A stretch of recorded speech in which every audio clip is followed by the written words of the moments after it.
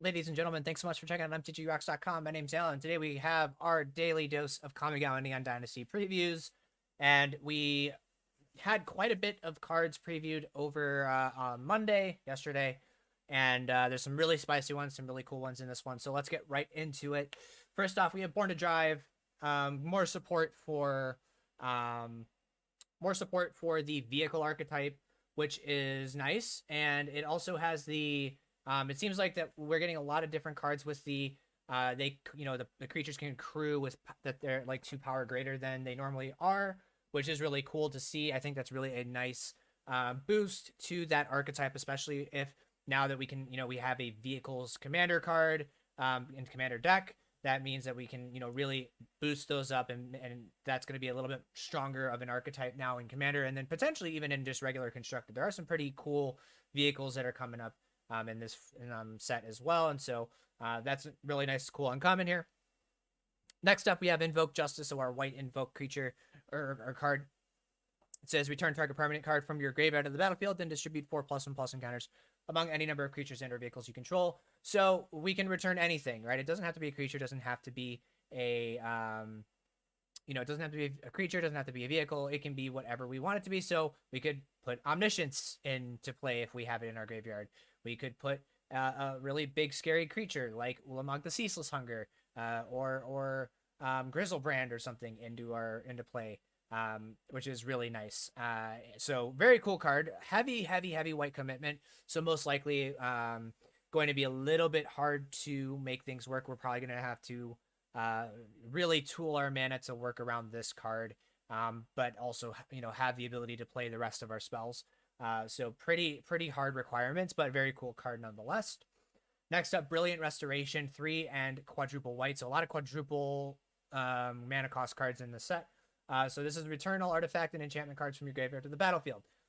Basically like an Open the Vaults and a Replenish. Really strong card. I think that it's very possible this is just a commander only card. I don't think that there's a world where we have an overwhelming number of artifacts and enchantments in our graveyard that we're going to want to cast this for 7 mana. It's a lot of mana, and usually the bar for 7 mana spells is usually winning you the game. See Alrund's Epiphany, and it's possible. I mean, this could do that, right? It's very possible this could set us up for a board state that's just insurmountable from our opponent, depending, especially if we're playing some other very cool sagas or removal enchantments, things of that sort, right? So, but I very cool, very strong card, but very possible that it's only a commander focused card. We also have the extended and the showcase frames for that as well. Next up, we have Norika Yamazaki, the poet. So we know that Mark Rosewater had said that there were going to be new Yamazakis in the set, and this is one of them. And Yamazakis come in pairs, so we will get to the second one in a moment. But this is Norika Yamazaki, commander. So, she's a legendary creature, 3/2 with vigilance. Whenever samurai or warrior you control attacks alone, you may cast target enchantment from your graveyard this turn. So again, really focusing in on the enchantment focus here in white seems pretty prevalent. And one thing I would have loved to have seen is a partner with the other sister. And I'm pretty sure there's probably some lore reason why they're not partnered. But I would love to have been able to, say, create a Yamazaki partner commander deck focusing on artifacts and enchantments in Boros colors, right? Which would be kind of cool. But very cool card. Probably it's seeming like the samurai archetype in this format is really going to be kind of playing closer towards like a Voltron style, getting value for attacking with one singular creature, potentially buffed up by a number of enchantments and auras to make them bigger, right? Make them more of a serious threat. So that's seeming like what that's going to be ending up like here. Next up, we have a saga, the Restoration of Eiganjo. So Restoration of Eiganjo. So 2 and a white. Chapter 1 is search your library for a plains, put it in your hand, and then shuffle. Chapter 2 is you may discard a card, and then when you do, return a permanent with mana value 2 or less from your graveyard to the battlefield tapped. And then 3, you obviously are going to flip and exile and flip the saga. And when it comes back, it is a 3/4 with vigilance, and whenever it attacks or blocks, you create a 1/1 colorless spirit creature token. It's kind of akin to like a Brimaz or a Windmate Rock. So very cool. It's a decent stat line. It has makes creatures, gives us value. I think this is overall a very, very good card. I think this is a card that the white decks are going to really enjoy having, especially when they can kind of rebuy some of their powerful 2-drops or 1-drops. I'm seeing this in a historic, almost kind of like maybe as a spot in like a Taxes deck. Maybe we're starting to get enough cards for mono white Death and Taxes in historic where we could be seeing Yorion be played as a companion, and now we have more cards slots available, 80 total card slots available to us to use. So it's possible we're getting close to that, but still a very great card for white. Next up, we have Light the Way. In 1 white, and since choose one, you can put a +1/+1 on a creature or vehicle, and you get to untap it, which is kind of a nice combat trick, or you return a permanent you control to its owner's hand. Again, this is a decent limited card, nothing more. And then lastly here, we have the Fall of Lord Kanda. 3 mana, and chapter 1 is exile target creature an opponent controls with mana value 4 or greater, which is a pretty powerful effect in its own right. Chapter 2, each player gains control of all permanents they own, which is really interesting. And then when we flip it over, we get a 1/3. Has Defender. When it dies, draw a card. Now, there's some very interesting things here.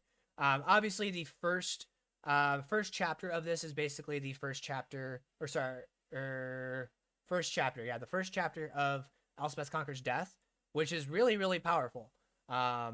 Exiling a really big thing is really nice. Then the second chapter really I don't think is going to be massively utilized in regular constructed formats. Where this is going to actually be really important is in Commander. We see Homeward Path being a land that I think it's only been printed maybe once or twice, and it's still a pretty expensive card, I believe. So it's a very, very good effect. It's a very unique effect. So I think this is going to be one that having an effect for Commander that's going to be very useful to have kind of overall. Luckily, though, it is on an uncommon, so not too hard to acquire. Next up for blue, not too many cards here, just one card for blue got previewed yesterday, Reality Heist. So it's a brand new dig through time effect, essentially. Seamus wrote an article on this yesterday. Go ahead, check that out in the articles section. But basically, Reality Heist 5 and 2 blue, so basically the same cost as Dig Through Time. Maybe it's like 1 cheaper. And this spell costs 1 less to cast for each artifact you control. Look at the top 7 cards in your library. You may reveal 2 artifacts from among them. Put them into your hand and the rest in the bottom of your library in any order. So it's a little bit more narrow. It requires you to have artifacts in play, which can be a little bit tricky at times. But then also you only get to grab artifacts, which not as good as Dig Through Time. So a little bit more balance. I think it's a little bit 1 cheaper, which isn't too bad either. Still pretty cool card. I think that if there's a world where there's a control deck that wants to have a bunch of artifacts in play in some fashion, this is great. There's also some artifact decks that are floating around in Historic, for example. So like the Azorius Affinity Artifacts deck. This is a card that they may want because they often at times are going to have cards. They'll have like Nettle Sentinel or Nettle Cyst and Esper Sentinel and Thought Monitor and things like that nature, right? So having something like this may be something that they want. Next up for our black cards, not too many again here as well. So first off, we have Tribute to Hirobi, 1 black, and for the first and second chapters, each opponent will create a 1/1 black rat rogue creature token. And then when it flips, it becomes a 3/3 with flying and haste. When it enters the battlefield, you gain control of all of the rat tokens in play. And then whenever Echo of Death's Wail attacks, you can sacrifice another creature. And then if you do, you can draw a card. So you give your opponent a bunch of little rat guys, and then you steal them all when this flips, and you start sacking them off for value for more card draw, right? So pretty interesting card. Oftentimes giving your opponent's creatures is not great, even though they're only 1/1s. There have been some instances of combo decks where this is a good thing. So for example, if you have a Massacre Worm, you could use this, and then you sweep your opponent's board, and that's just adding two more rats to the pile of death triggers for Massacre Worm. Seems pretty nice. There's some other ways for you to utilize this, but interesting card. Should be I think if anything, this is a card you probably build around, or it's a commander card, right? One of the two. Next up, Enormous Energy Blade. So it's a normal equipment here. Equipped creature gets +4/+0, and then whenever Enormous Energy Blade becomes attached to a creature, you get to tap that creature. So I'm sure that there's probably some utilization for this that I'm just not seeing. But this doesn't seem very good. You have to put it on a creature, and then it taps the creature, so you can't attack with it on the same turn. But giving it all of that power doesn't really do a whole ton. So I'm not sure exactly where this fits. It's probably mostly for some kind of flavor. Next up, we have Inkrise Infiltrator. 1 and a black for 1/2 with flying. Just gets +2/+2 for 4 till the end of turn. Kind of your draft, common, pretty solid draft common at that, but nothing too crazy. In red here, we have quite a bit here. So we got, let's scroll down here. So first off, we have our red shrine creature. So go Shintai of Ancient Wars. So it's first strike for 2/2. It's for 3 mana. And then at the beginning of your end step, you can pay 1. When you do, go Shintai Ancient of Wars deals X damage to target player or planeswalker, where X is the number of shrines you control. And this is exactly the kind of shrine that the shrine decks are going to love having.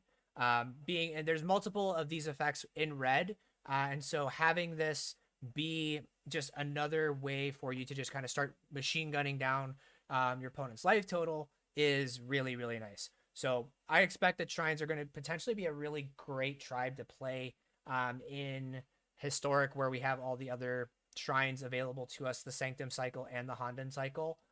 In the standard format or alchemy, probably not. Most just because you're probably having to play a lot more colors than you really want to be, unless we get some kind of 5-color shrine card support in this set. I really doubt that we're going to be seeing much of these, but who knows. Next up, Hairless Samurai, just a 2/3 for 3 with Menace. And whenever a samurai you control attacks alone, next spell you cast this turn costs 1 less to cast. Again, this is another one of those cards where it's playing into this, stack one thing really high and attack with it and gain value from attacking with it, right? So this is going to be a really great limited card for this archetype as well, just making some of your spells cheaper, maybe allow you to double spell in a turn against your opponent, leave up, put more blockers down. So I think this is a great card to have for sure. Next up is a spicy one, Fable of the Mirror Breaker. So this is another saga, 2 and a red. First chapter, you create a 2/2 red goblin shaman. Creature token with whenever it attacks, you create a treasure token. So basically a Captain Lannery Storm. And then chapter 2, you may discard up to 2 cards. And then if you do, draw that many cards. So a really nice kind of loot effect there. And then when we flip it, we have Reflection of Kiki-Jiki.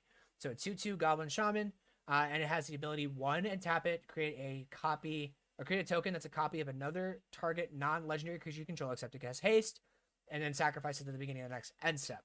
Now, this is basically Kiki-Jiki, except that it costs 1 mana to activate its ability, which makes it a lot harder to break. I'm sure that there is a way for us to do this, like to be able to break this card in some fashion, but man, is it going to be a bit harder to do than we would normally expect. Probably there's probably some combo with something like Teferi, who slows the sunset, and whatever that combo was to double up on triggers. There's probably some combo here. But ultimately, really the thing that will break this thing wide open is generating that one extra mana in some way, without it being in a creature, like a tap ability of a creature that we are going to be using to copy. Because if we can break that, we basically have Kiki combo again. And I'm sure that what we'll be doing, we'll have an article coming up here in the next week or so that's going to be really looking at this combo and seeing how is it possible that we can break this. Because you give us the tools, Wizards, we're going to try to figure out a way to break it, and I'm sure somebody will, right? So, but we'll make sure you guys are staying tuned to the website for that article. So Kiki Jiki is back. Very, very cool. We have the extended version of the artwork here, as well as the very, very cool soft glow frame treatment, and the different art on the front of the soft glow frame treatment here, which is really nice. March of Luckless Joy, we did see already. We just have the full extended and the soft glow treatment.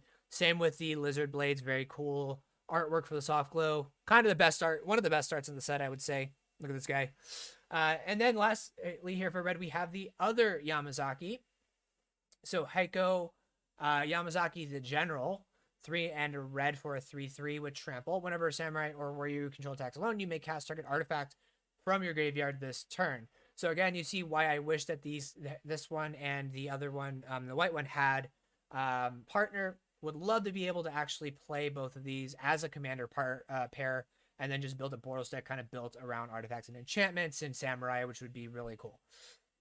Unfortunately, not the case. Maybe we will zero it in some fashion, but very, very cool card. Next up here for our green cards. Again, not too much here. Generous Visitor, 1/1 for a green spirit. Whenever you cast an enchantment spell, put a +1/+1 counter on target creature. More enchantment support. It's seeming like green and white is going to be the really heavy enchantment focused archetype between the different auras and the enchantment creatures. There's a bunch of different white and green sagas that you could be playing with. There's the support for that, which we will see here shortly. There's a multicolor card that we'll see here shortly that has support for this. And then, so definitely very cool archetype, very, pretty good kind of filler card for that kind of archetype. And then lastly for green, Story Weave, 2 and a green for an instant, choose one, put 2 +1/+1s on a creature you control, or put 2 lore counters on a saga you control. The next time one or more enchantment creatures enter the battlefield in your control this turn, they enter with 2 additional +1/+1 counters on them, which is kind of spicy, considering that all the sagas in this set are actually dual-faced sagas with their enchantment creatures on the back. Putting 2 lore counters on a saga you control is going to flip it, right? There's only 3 chapters. If you already control it, it's at very bare minimum chapter 1 already. So you put 2 counters on it and it'll transform and then get 2 additional +1/+1s. There is some very, very, very cool, very spicy interactions that we could have with this card. I think in Constructed, there's a build around me, and there's a card in the next category in the multicolor category that I think we could really want to build around with this card specifically. So very, very cool card. But let's jump into our few colorless cards here. Let's see. So from the colorless side, we have Mech Titan Core. Okay, so 2 mana for a 2/4, and it has 5 mana, exile Mech Titan Core, and 4 other artifact creatures and or vehicles you control. You create the Mech Titan itself, and it is a 10/10 legendary construct artifact with flying, vigilance, trample, lifelink, and haste, and it's all colors, which is kind of crazy. And then when that token leaves the battlefield, return all cards exiled with Mech Titan Core, except Mech Titan's Core, to the battlefield tapped under their owner's control, but it has a crew of 2 as well. So it is a normal vehicle, but we can make this really massive, giant Gundam thing that we can start, beating face with at a 10/10 with flying, haste, lifelink. Pretty crazy. And then if for whatever reason it was ever to leave the battlefield, we get all of the artifacts that we exiled back, except this one, right? So there is probably some way to give it indestructible to keep it in play as long as possible. Probably give it hexproof in some fashion, and you just have a beat stick. You have a nice massive 2-turn clock. So very cool card. Probably going to be a really good build around me. Good for the vehicles deck for sure. And then lastly, we have Striding Skyscraper. Costs 1 less to cast for each modified creature you control, and it has trample. and then it has hexproof as long as it's untapped. So again, just kind of another possibly like vehicles or artifact support card. Typically, these massive creatures. I think the closest thing we can equate this to is the Colossus, Gatekeeper Colossus. I think it was for the Gates deck back in the Ravnica block era. So probably just a limited card for the artifact or the vehicle decks. Next up here in our multicolor spot, we have Satsuki, the Living Lore. So very, very interesting here. Satsuki, the Living Lore. So there's a green-white legendary human druid. So you tap and put a lore counter on each saga you control and activate only as a sorcery. And then when Satsuki, the Living Lore dies, choose one, return target saga or enchantment creature you control to its owner's hand, and then or tap return target saga card from your graveyard to your hand. So this is the support card that I said mentioned earlier. That's in green and white for the sagas. So again, more so leaning really into these sagas and enchantments being the green, white, or Selesnya focus of this set. Next up, we have a super spicy one. Hitotsugu consumes all. So 1 black red for a saga chapter 1. Destroy each non-land permanent with mana value 1 or less. Then 2, exile all graveyards, and then it transforms into Vessel of the All-Consuming. It's a 3/3 with trample, and when Vessel of the All-Consuming deals damage, put a +1/+1 counter on it. And then whenever Vessel of the All-Consuming deals damage to a player, if it dealt 10 or more damage this turn to that player this turn, then they lose the game.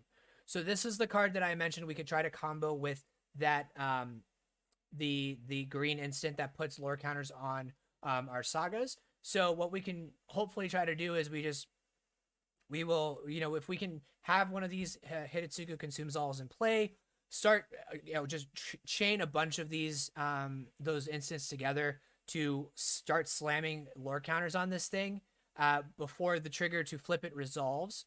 Then we would, and then it'll enter with a bunch of extra +1/+1 counters on it.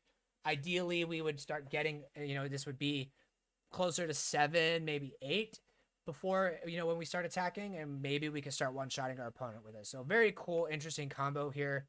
We might be able to try to build around. We probably are playing some kind of control shell or around it, a lot of removal and discard and disruption to be able to really just make sure that this for one sticks. And then we also get to cast our instant to put a bunch of lore counters on this and beat this guy up as much as possible. Very cool artwork for all of these as well. And then lastly, for the multicolor stuff, we have a Ganja Rising, which is sorcery, X and a red, create X2 white samurai creature tokens with vigilance. They also gain menace and haste until the end of the turn. And then each opponent creates X-1 of those same kinds of tokens with vigilance. What's nice about this card is that if you were to say do this as either X1, you make 1 creature token, so 3 mana, 2/2, vigilance, haste, menace. If you do this for 2, you make 2, and then your opponent makes 1, but they can't block either of your creatures. So it's pretty interesting and a very cool kind of samurai focused card. Definitely going to be a really good one in the samurai and the red white samurai decks. And then lastly here we have Otawara, Soaring City. And I know this is in Japanese here, and I have the translation pulled up. So it is another legendary land. It taps for blue. Channel for 3 and a blue. Discard Otawara, Soaring City. Return target artifact, creature, enchantment, or planeswalker to its owner's hand. And this ability costs 1 less for each for each legendary creature you control. There we go. So another kind of like another bounce spell. So we're seeing a lot of these legendary lands have very interesting effects. So this is kind of like a Stone Rain effect for Boseiju. Sokenzan has almost like a Lingering Souls type of effect. This is a bounce effect. So very, very cool card. Again, not quite as good as Boseiju. I think this, again, still probably the best one of the bunch so far. But Otawara probably does have some utilization in decks that would want this. In control decks, it's a free, not a free, but basically a very cheap bounce spell, most likely. So very cool card. And that is all that we have for today. Make sure you guys stay tuned for tomorrow's previews, or I should say today's previews coming up tomorrow. Make sure you guys check out MTGRocks.com for all the fantastic content we have up here. We are uploading more spoilers today to the preview gallery, so make sure you check that out. And also the articles, as I mentioned earlier, we're covering a bunch of different Kamigawa Neon Dynasty cards in our articles as well, so make sure you guys check that out as well. Drop a like on the video if you did like this. Share it out. Subscribe as well. Drop a comment down below. Let me know what previews from today you are the most excited about. And thank you guys so much for watching. We will see you guys tomorrow.